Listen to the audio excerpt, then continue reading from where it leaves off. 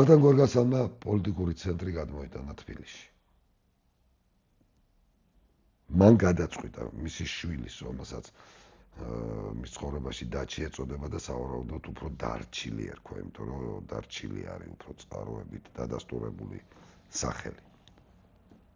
დაჩიმ გადმოიტანა, მოკლედ დაჩიმ დარჩილმა გადმოიტანა საბოლოოდ. მაგრამ გადაწყვეტილება იყო გორგასლის. რას წარმოადგენს თბილისი და რა სხვაობა თქვა იგივე მცხეთასა და თბილისს შორის. მცხეთე ჩვენ ვიცით რომ იყო ქალაქი მესხდა, მოვიდა გარკვეული ტომი და ამ ტომის განსახლების ადგილზე განვითარდა. ნუ მცხეთა ეკუთვნის ერთ კონკრეტულ კუთხეს. ქართს. ნახეთ როგორ ამარი თბილისი. თბილისში ნარიყალას ციხე და თვითონ ასევე მთელი რიგი არქიტექტურული ძეგლები, რა თქმა უნდა, გაცილებით ძველია, ვიდრე ვახტანგ გორგასლის ეპოქა იყო. ის კი არა, თბილისის შემოგარენში 4000 წლის წინანდელი ნაშთებიც არის აღმოჩენილი. ეს რა თქმა უნდა ზღაპარეს ხოხობი და ხოლო ნადირობა ისე მითების კატეგორიას განეკუთვნება და სისულელე. ეს არ არის მთავარი. მთავარი სხვა რამე. ნახეთ, თბილისი არის უნიკალური ადგილი, რომელიც ერთდროულად მრავალ კუთხეს აერთიანებს. მაგალითად, თაცმინდა ვაკე საბურთალო მოქცეულია თრიალეთის ხეობაში.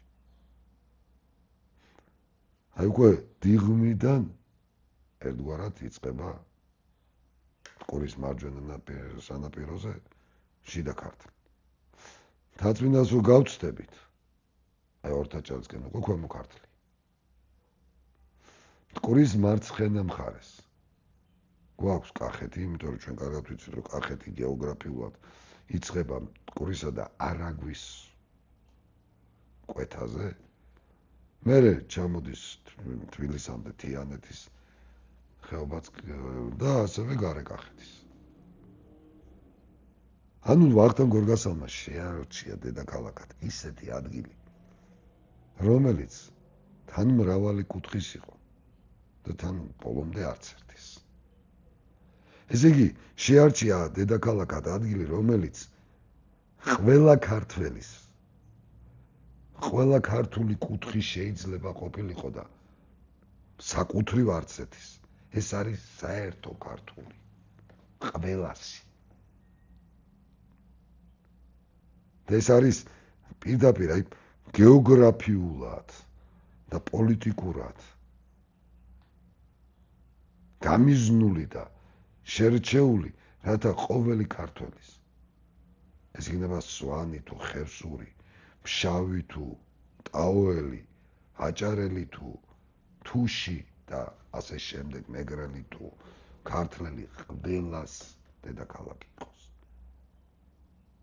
ეს მართლაც ესია.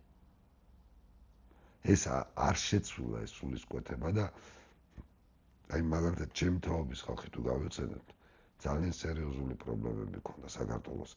მტერი ცდილობდა კუთხეთა შორის შუღლის გამოებას და ასე შემდეგ, მაგრამ თბილისმა შეკრა და გადაარჩინა ჩვენი ერის თლიანობა და ერთობა არაერთ გზის.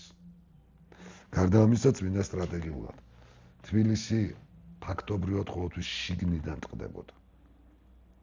ის ისე იყო განთავსებული, რომ რეალურად გარედან მისი აღება ხდებოდა შეუძლებელი.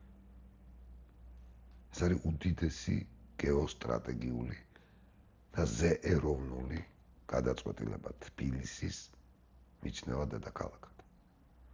ხოლო მცხეთის მხოლოდ და მხოლოდ კათოლიკოს მთავარეპისკოპოსის დაქვემდებარებაში დატოვება თავის მხრივ ეს კიდევ სხვა განზომილებაში გადამყვანი იყო ჩვენი ეკლესიის სტატუსის და დიახაც ვახტანგ გორგასლის შემდგომ ნებისმიერი დოკუმენტი რო ავიღოთ, ჩვენ ნახავთ, რომ მცხეთას ეწოდება ზეციური ქალაქის მიმბაძავი მეორე იერუსალიმი.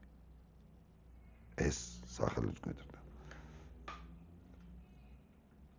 სხვათა შორის ავიღოთ თუნდაც ვახტანგ გორგასლის მიერ მკლავჯეთში აშენებული ერთი ციხესიმაგრე. მის პირად მამულში. როგორიც იყო? არტანუჩი. ერთი შეხედვით ერთ-ერთი ციხე. მაგრამ ჩვენ მერე დავინახავთ, რომ მერვე მეცხრე საუკუნეების მიჯნაზე, მეცხრე საუკუნის დასაწყისში ქართველთა სამეფოს აღორძინება აშოტ ყურაპალატისაგან აღორძინება და იმ დიადი ქართული სახელმწიფოს საფუძვლის შექმნა, რომლის კულმინაციაც იქნება დავითის და თამარის მეფობა, სწორედ არტანუჯის ციხიდან დაიწყება. ესე იგი, რა გამოდის, რასაც ხელს კიდევდა ის ადამიანი, ვახტანგ გორგასალი, ყველაფერს ნაყოფი გამოჰქონდა საუკუნეების შემდეგ.